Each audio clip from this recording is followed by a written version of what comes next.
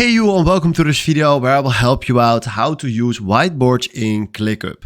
And if you want to use whiteboards, the first step that we are going to do is log in with your ClickUp account. It's not that difficult, but it's a very important start to begin with. So then after that, we select right here whiteboards and then you will see this page. We have a lot of options, but keep in mind, if you're interested right here in a organizational chart, action plan or a customer journey map, sorry for my pronunciations on this one, it's very difficult, then you can choose one of those because then you can use the template and that's most of the time a very good starting point. If you're not interested in one of those three, click right here on new whiteboard and then you see right here that you can create a whiteboard like this and then you can start from the beginning.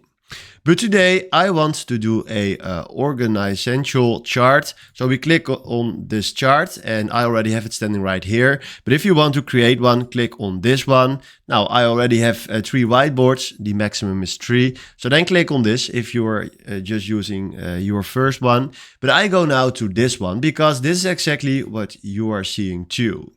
So what we're going to do right now is we have first of all here a pointer. So we have a hand and a select item. So what we select now is just the hand. So now we can see everything correctly. Now we can also zoom in a little bit, maybe one more or no, this is fine. Let's do a little zoom out.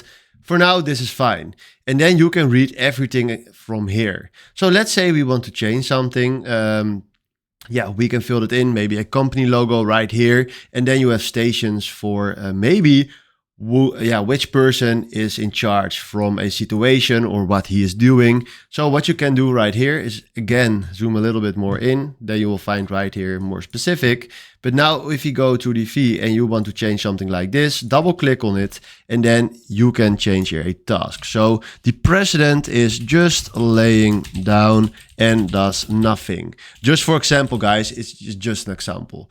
Now his function is president and then if he holding or space bar, you can drag it to the next station if you want to do that. Now you can change everything right here. And if you want to use maybe a painting, you can do it like this. If you want to remove it, you can do right here the reverse button and then it go back. Now you have more options. We can drag this one to here and then write something in this box. We have also here a nice note that we can place. If you want to create text, I think is drag it right here. And now we can write something down. Now delete it again and the other 2 steps too. If you want to paint a nice arrow like this, you can do that too. And play with the arrows like this. So you have a lot of options how to use the whiteboards. So this is in a nutshell how you can use the whiteboards. Trust me, you have so many more options for the whiteboards, but this is in a nutshell how you can use it.